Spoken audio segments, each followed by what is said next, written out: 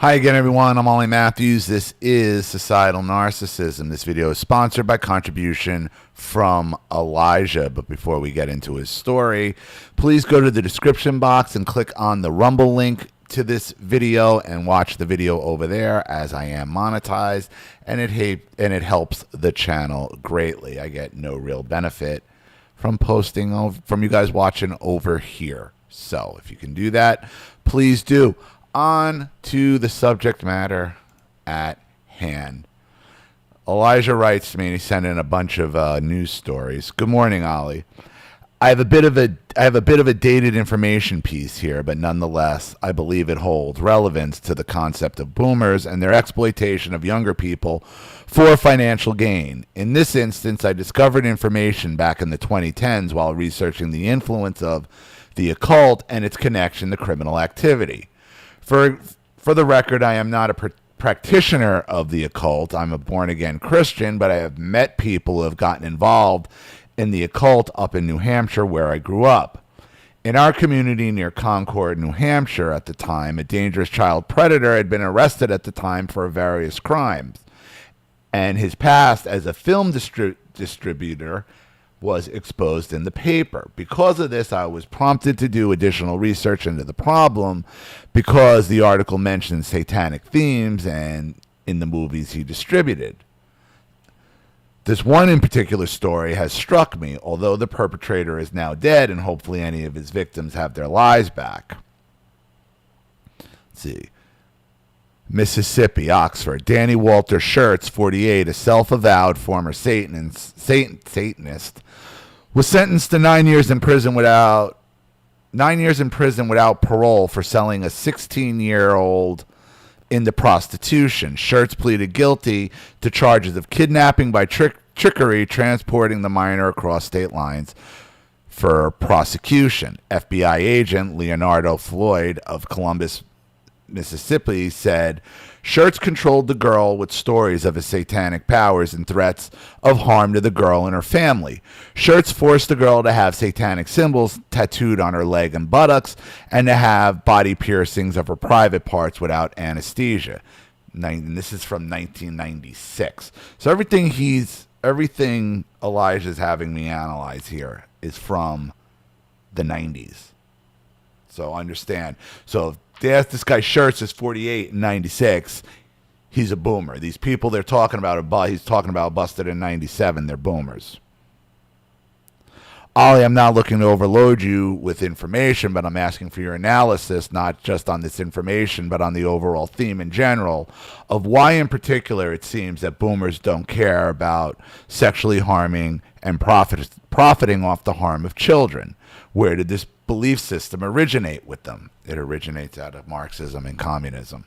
Why do they do this? Because they're a degenerate generation, quite simply. They're a degenerate generation that won't admit they're a degenerate generation, but at the same time will cover for each other's degeneracy. And I'm going to show you exactly what I'm talking about here. Where did this belief system originate with them? Like I said, communism, Marxism. It's all meant to destroy Western civilization. The easiest way to do that is start destroying the children. I suspect the free love mentality of the 60s meant something more sinister. Looking for your analysis and commentary, and thank you for taking a look.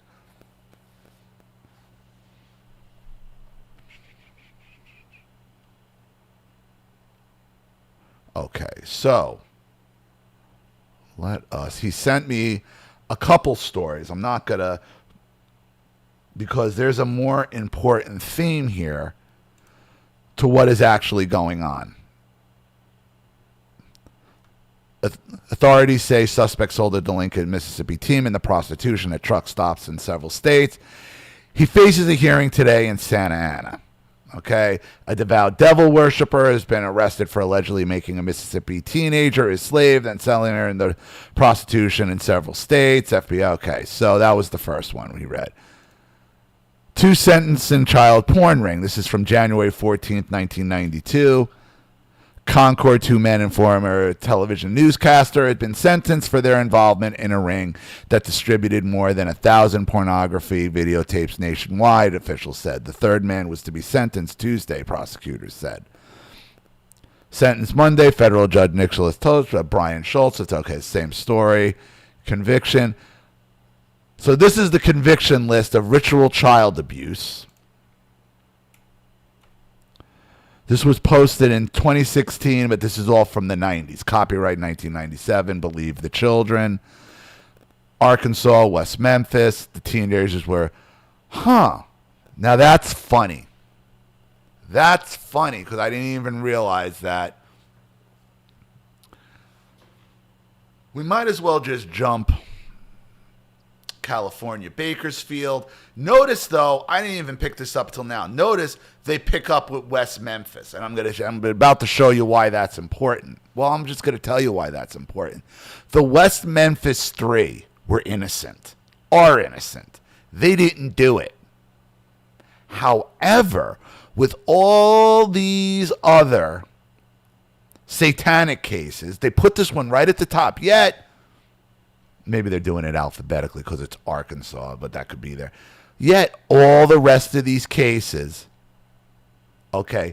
involve boomers. All the rest of them, San Diego, 38, 22, 8 counts, 92. This is from 96. Molesting children, 1983, 17. So the rest of these are freaking boomers. They're boomers. If you remember, though, with all now, you got all these boomers pulling off these sexual assault, these satanic cases in the 90s. Yet, what was the only case you ever heard about? What was the only case you ever heard about? The West Memphis Three. The West Memphis Three, who was a couple 16-year-old, a 16, a 17, and an 18-year-old, something like that, ages 16 through 18. They became the face of the satanic cult. They became the face of satanic murder. They did. Meanwhile, you have all this other ritualistic bullshit going on from the 90s back to the 80s. And they're starting to get media coverage, and you can't cover this shit up. So what do? So what does the media do? They turn around and say, we need some satanic youth. We need the satanic youth out there. And I wanted to make sure that there was an actual, truthful account of what happened, that things I couldn't talk about 30 years ago. Devil in the details. Tonight, there are new revelations concerning the West Memphis Three from one of the former lead attorneys on the case. He's written a new book there. For the first time, he's sharing things never shared before. Kim Clark went to Paragould, Arkansas for the exclusive. The killer is alive today.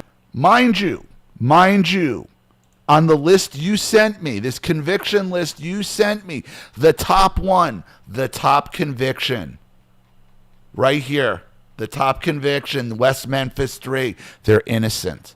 You know why? How I know? And I knew they were innocent. I've known they were innocent since 2015 because, believe it or not, you'd be surprised who subscribes to me. You'd be who subscribes to me, who follows me, who does Skypes, who I talk to. I've known for a very long time that this is bullshit. For a very long time. Yet, in the list even you sent me from 2016, West Memphis Three, they're still on here. Their convictions were overturned 10 years ago. 10 years ago. And this thing, they're still putting it on the list, July of 2016. And it was obvious and it was apparent if anybody had looked, probably for 6 years before they were even released, that they were innocent.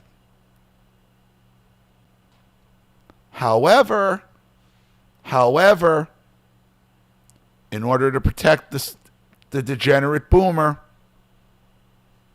they knew it was a problem. They knew the Satanism was a problem. People were getting busted, but we can't have them looking where the problem is. No. It's over here. It's these rotten Gen Xers. It's these rotten Gen X Satanists. No, it ain't. No, it ain't. It was you. It was you. I'm sure of it. That's from the first line of A Harvest of Innocence, the untold story of the West Memphis Three murder case. You've written a book about the trial. Why now? It's a very good question. I didn't want to paint a target And this is just from 3 months ago. This is from 3 months ago. on any of them. Almost 32 years ago, May 1993, the nude bodies of 3 young boys were pulled from a drainage ditch in the Robin Hood Hills of West Memphis. So, and the reality is, some boomer did this. Some boomer did this and blamed it on, and the media ran with it. Oh boy, we got to watch them youth. You got to watch them youth. You got to watch them youth. That's what they were saying back then. I don't know how old you are, Steve. I don't know how old you are. But I'm old enough to remember this. There was this whole satanic craze going on in the 90s about this, over this case. And I think there was another one out of North Carolina. There was this whole satanic teenagers craze going on. It wasn't the teenagers. It was the fucking boomer adults. Stevie Branch, Michael Moore, and Christopher Byers had been beaten, their hands bound by their own shoelaces. Rare. You don't see triple homicides of 8-year-old children. They're extremely rare. Talk of sexual mutilation and satanic rituals led to demands for immediate arrests. When people And I could guarantee you what happened. This is when, and I'll tell you this. If you think about when this whole child trafficking thing started really picking up, it was around this, it was after this shit. Because this is where, when you talk about these kids getting trafficked and all that, this is the type of shit that they're probably getting trafficked to for this sacrifice, this occult bullshit. So what more than likely is probably happened. They couldn't do this. They couldn't just keep killing random kids and blaming it on Satanists. Now they have to start bringing them in from other countries, and that's when, the borders open up, because where are they trafficking these kids to? Again, where are they trafficking? Here. These people, these boomers. It's been going on for years. Back in the day, they used to be able to cover it up until they couldn't cover it up anymore. But when it first broke, what did they do? They blamed it on the Gen Xers. They made it like this is a teenager problem. No. It ain't teenagers doing this shit. It's you guys. And all they did was turn around and find 3 innocent kids to try to pin it on. are scared, they naturally turn to the supernatural as an explanation. Because here's why I say that. You don't just kill 3 kids and then that's it. I just got it out. You're just not finding out about it. They're just not finding out about it. You can't just dump bodies anymore. Like, by that point, the jig was up. You couldn't just dump bodies anymore and expect that a crime not to be solved.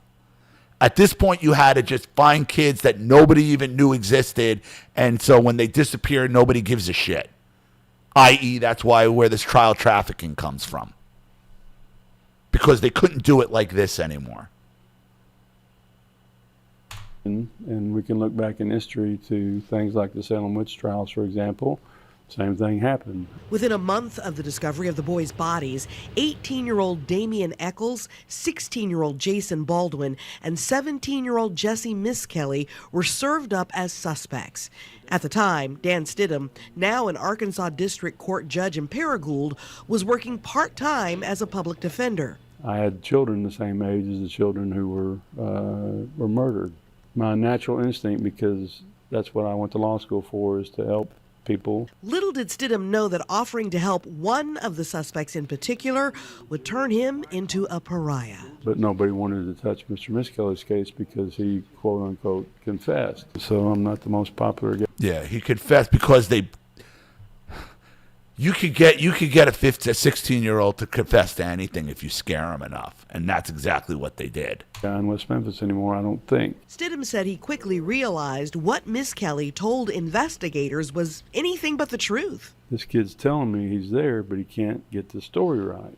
And it's like, if you saw something like this happen, you would remember it. What the cops did is, you tell us what the other two did, otherwise you're going to get the death penalty. You want to help yourself. That's what they did. The kid wasn't there, so the attorney knows, like, these aren't the details of the murder.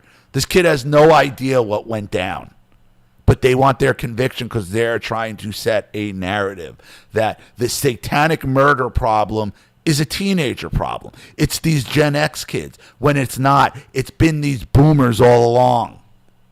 It would be so traumatic of an event, you would remember every detail. In court, the young attorney used a false confession defense of his client, a legal first. It didn't work, and a jury convicted all three. Eccles was sentenced to death. Baldwin and Miss Kelly to life in prison. It's a case study in wrongful convictions, actually. In 2011, 18 years after their convictions, the West Memphis Three were released from prison on an I'm sorry, what year was that? Let me back that up for a second. After their convictions, the West Memphis Three were released from prison. Baldwin and Miss Kelly to life in prison. It's a case study in wrongful convictions, actually. In 2011, 18 years after their convictions. 2011. 2011 they were released. So 2011 they were released, and here we are. Here we are. What you sent me. Here we are. 2016. They were released in 2011. And here it is, right at the top of this list. Dude, they should be able to sue. Whoever wrote this, they should be able to sue.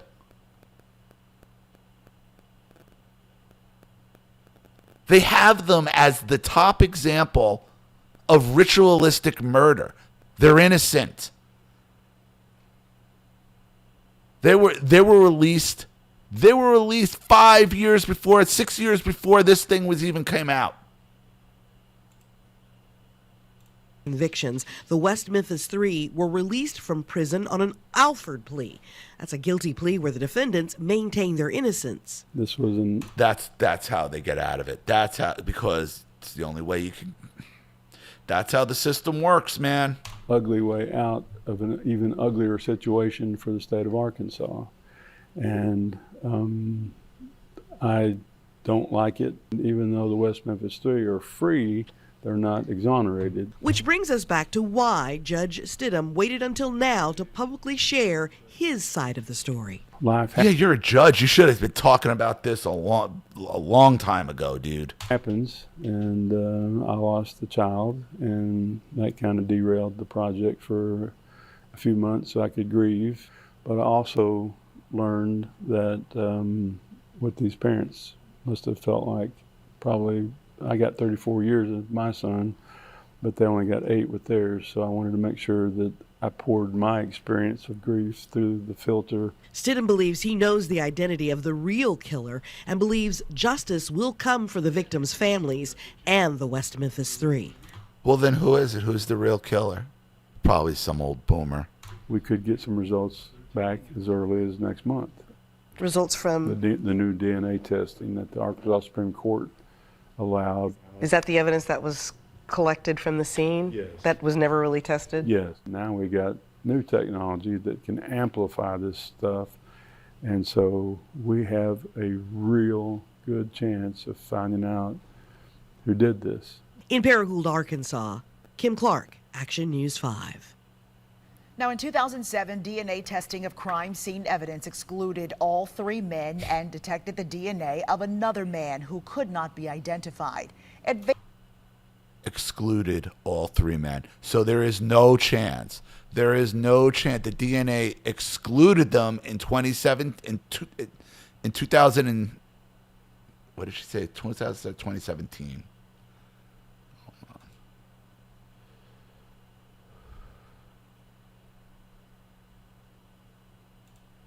Now, in 2007, DNA testing of 07. crime scene evidence excluded all 3 men and detected the DNA of another man who could not be identified.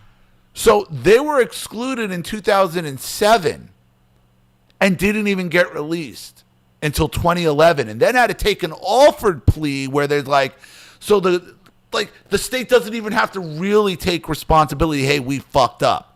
Oh, it's still a conviction, but you still get to maintain your innocence. This is our fucking system. Advances in DNA technology since then could now identify the actual perpetrator. And in April of last year, the Arkansas Supreme Court, Damian Eccles, Jason Baldwin, and Jesse Miskelly, they said they can now request new DNA testing in the case, reversing a 2022 lower court ruling that denied Eccles' request. Unbelievable. Unbelievable. So you could go on, you could do your own, like what these kids went through. It's just wild. And again, you can go and you look at the satanic murder cases from back in the 90s and the 80s, and none of them are dealing with boomers. They're all dealing with children. They're all dealing with teenagers, i.e. Gen X. In order to do what? In order to protect the boomers, because boomer degeneracy protects boomer degeneracy, and it has been for a long time. What these cases did, though, and I think what these cases did, was lit the fuse for what we now know is child trafficking.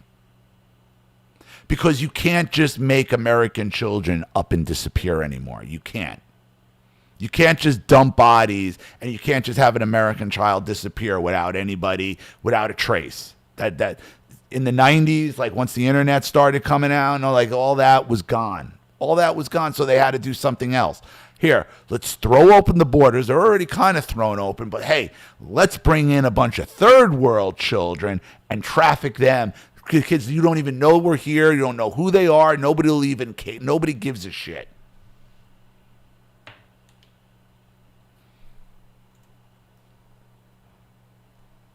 So,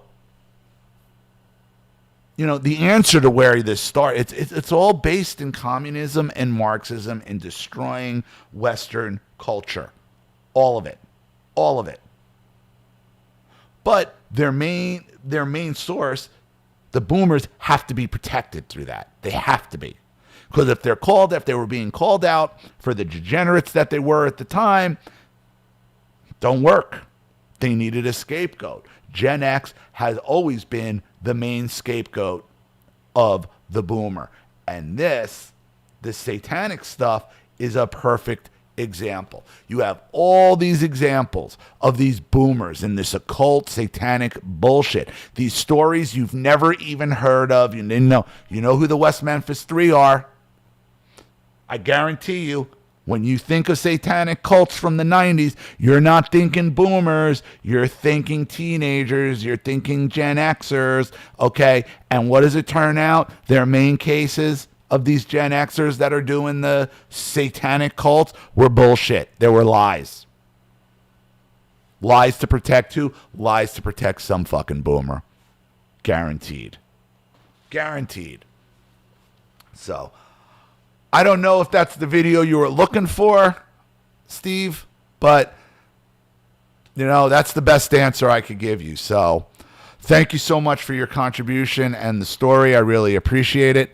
Thank you to everybody watching. Please leave any opinions in the comment section below. And again, if you want your story read on the channel, you have a topic you'd like me to cover, something you'd like to expose, you'd like to set up a Skype, a phone call, have a private video made, you'd like to sponsor a video like this for someone who needs help and can't afford it, or just make a contribution to the channel in general to keep it supported, growing, and successful, because this channel survives 100% on contributions from all of you. Without you guys, all this goes away. So if you like what you see here and you want to see more videos like this, you know what to do with either the Cash App, Zelle, PayPal, and email links in the description box below. Also, please like and share this video wherever you can. Subscribe to my channel if you haven't, and be sure to click the subscription bell to be notified of all my video uploads. Also, be sure to subscribe to both my channels on Rumble. Follow me on X and Telegram as well. I'm Ollie Matthews. This has been Societal Narcissism. Take care, everyone.